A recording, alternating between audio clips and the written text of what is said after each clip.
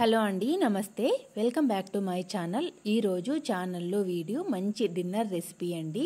మీరు ఆఫీస్ నుంచి ఇప్పుడే వచ్చారా, బాగా అలసిపోయారా, మీ దగ్గర టైం లేదు, అలాగే మంచి డిన్నర్ని ఎంజాయ్ చేయాలనుకుంటున్నారా? అటువంటి టైంలో నేను చెప్పే పద్ధతి పక్కాగా ఫాలో అవ్వండి. కేవలం 10 నిమిషాల్లో మీరు మంచి డిన్నర్ని ఎంజాయ్ చేస్తారు. చాలా సింపుల్గా టేస్టీగా ప్రిపేర్ చేసుకోవచ్చండి. అందుకోసం మనకి ఎంత అవసరమవుతుందో అంత రైసు మనం కడిగి పక్కన పెట్టుకోవాలండి. ముందుగా మన దగ్గర రైస్ కుక్కర్ ఉంటే రైస్ కుక్కర్లో పెట్టుకోవచ్చు, లేదంటే గిన్నెలో పెట్టుకోవచ్చు. అలా రైస్ కడిగి పెట్టుకున్న తర్వాత మనకి కావాల్సిన ఎగ్స్ని బాయిల్ చేసుకుందామండి. ఈ ఎగ్స్ బాయిల్డ్ అయ్యేలోపు మనం రసానికి టమాటోలను ప్రిపేర్ చేసుకుందాం. ఇలా బాగా పండిన టమాటోలను ఒక 3 టమాటోలను తీసుకొని ఇలా పైన ఉన్న ముచ్చికలను నీట్గా కట్ చేయాలి. ఇలా కట్ చేయడం ద్వారా రసం బాగా ఉడుకుతుంది. పైగా ముచ్చికలు తినకూడదంటారు కదా, అందుకే ఇలా ముచ్చికలను తీసేసి కట్ చేసుకొని లోపల ఒకసారి చెక్ చేసుకోవాలి. టమాటోలు ఒక్కొక్కసారి పైన బాగున్నా కూడా లోపల పురుగులు ఉంటాయి. ఇలా కట్ చేసుకొని ఒక మిక్సీ జార్లోకి తీసుకొని దీన్ని మెత్తగా ప్యూరీ చేసుకుందామండి. ఇలా మెత్తగా ప్యూరీ పట్టుకున్న తర్వాత ఇప్పుడు ఈ రసం కోసం స్టవ్ పైన ఒక గిన్నె పెట్టుకొని పోపు వేసుకొని అందులోకి ఇలాంటి రాతి పువ్వు వేసుకోవాలండి. ఇది మన ఇష్టం, నచ్చితే వేసుకోవచ్చు, లేదంటే స్కిప్ చేయొచ్చు. వేస్తే మంచి స్మెల్ ఉంటుంది.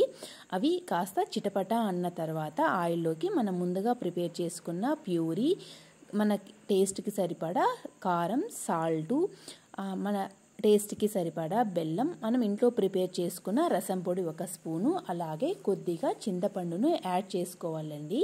ఇలా యాడ్ చేసుకున్న తర్వాత దీన్ని బాగా నీట్గా కలుపుకొని అందులోకి చిటికెడు పసుపు కూడా యాడ్ చేసుకోవాలి. ఈ రసంలోకి కారం ఎక్కువగా పట్టదండి, లైట్గా వేసుకోవాలి. ఇలా వేసుకున్న తర్వాత ఒక్కసారి నీట్గా కలుపుకొని మంటని మీడియం ఫ్లేమ్లోకి పెట్టుకొని ఇలా రంగు మారేంత వరకు ఉడికించుకోవాలండి. ఇలా రంగు మారి ఆయిల్ పైకి వస్తే మంచి స్మెల్ వస్తుంది. అప్పుడు మన రసానికి సరిపడా చూసి వాటర్ పోసుకోవాలి. వాటర్ వేసుకున్న తర్వాత ఒక్కసారి నీట్గా కలుపుకొని ఇందులోకి ఏమైనా హెచ్చు తక్కువ ఉన్నాయేమో ఒక్కసారి చెక్ చేసుకొని బాగా మసలనివ్వాలండి ఈ రసాన్ని.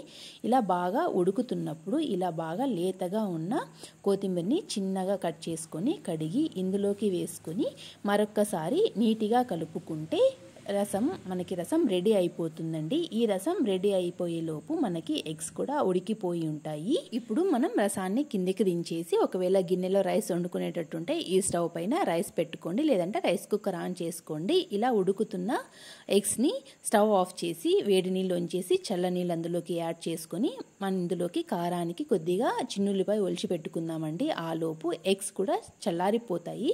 ఎగ్స్ చల్లారిన తర్వాత ఇలా పైన ఉన్న పెచ్చు మొత్తం నీట్గా తీసేసుకోవాలి. ఇలా నీట్గా తీసేసుకున్న తర్వాత మన ఎగ్స్ని ఒక్కొక్క ఎగ్ని 8 పీసెస్ కింద ఇలా నీట్గా కట్ చేసుకోవాలండి. ఎగ్స్ ఇంకా వేడిగా ఉన్నాయి, అందుకే ఇలా పచ్చిసొన కొద్దిగా చీలుతుంది. కాస్త చల్లారిన తర్వాత మనం థ్రెడ్తో కట్ చేసుకుంటే సొన కూడా ఇలా చిట్లిపోకుండా నీట్గా వస్తుందండి. మన ఎగ్స్ అన్నీ ఇలా 8 పీస్ కింద కట్ చేసి పక్కన పెట్టుకుందాం. ఇప్పుడు మనం ఒలిచి పెట్టుకున్న చిన్నుల్లిపాయలు, ఉప్పు, కారం కలిపి మిక్సీకి వేసుకొని పొడి చేసి పెట్టుకోవాలి. తర్వాత ఒక బాండ్లీలో ఆయిల్ వేసుకొని మనం ముందుగా ప్రిపేర్ చేసి పెట్టుకున్న ఈ ఎల్లిపాయ కారాన్ని అందులోకి యాడ్ చేసుకోవాలండి. ఆయిల్ ఎక్కువగా హీట్ అవ్వనీయకూడదు, లైట్ హీట్లోనే వేసుకోవాలండి. ఎక్కువగా హీట్ అయితే కారం త్వరగా మాడిపోతుంది. వేసిన తర్వాత కూడా బాగా నీట్గా కలుపుకుంటూ వేయించుకోవాలి, లేదంటే అడుగున ఉన్న కారం మాడిపోతుంది, పైన ఉన్న కారం పచ్చిగా ఉంటుంది. అలాగని త్వరగా ఆఫ్ చేస్తే మనం కారంలోకి యూజ్ చేసిన ఎల్లిపాయ ఏగదు.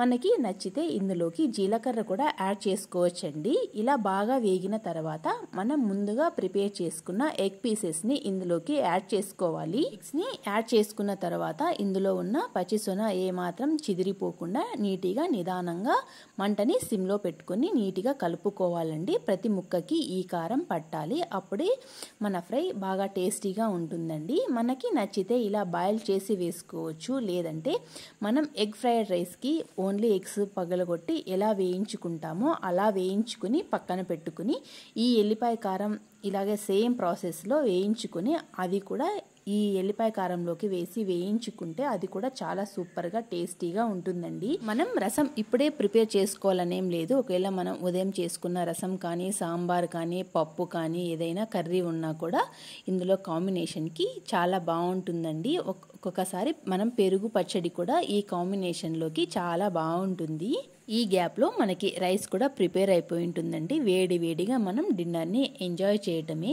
ఈ రెసిపీ ఎక్కువగా ఆఫీస్కి వెళ్ళే అమ్మాయిలకే యూజ్ అవుతుందండి. ఎందుకంటే అమ్మాయిలు చదువుకుంటున్నప్పుడు, ఆఫీస్కి వెళ్తున్నప్పుడు అమ్మ వాళ్ళ దగ్గర ఉండి లేకపోతే హాస్టల్లో ఉండి వాళ్ళు చేసి పెట్టింది తిని ఉంటారు. వన్స్ ఒక్కసారి వాళ్ళకి మ్యారేజ్ అయిపోయిన తర్వాత వాళ్ళకంటూ ఒక ఫ్యామిలీ, ఒక బాధ్యత ఏర్పడిన తర్వాత అలా ఉండటానికి కుదరదు కదండి. ఆఫీస్లోనూ స్ట్రెస్ ఎక్కువగా ఉంటుంది, అక్కడ అలసిపోయి ఉంటారు. మళ్ళీ ఇంటికి వచ్చి కూడా మనం టేస్టీగా వంట చేసుకొని ఎంజాయ్ చేయాలి అంటే చాలా కష్టపడుతుంటారండి. నేను మా సిస్టర్స్ని చూస్తాను, నాకు ఇది బాగా అనుభవమే, అందుకే ఇలా ప్లాన్ చేశానండి.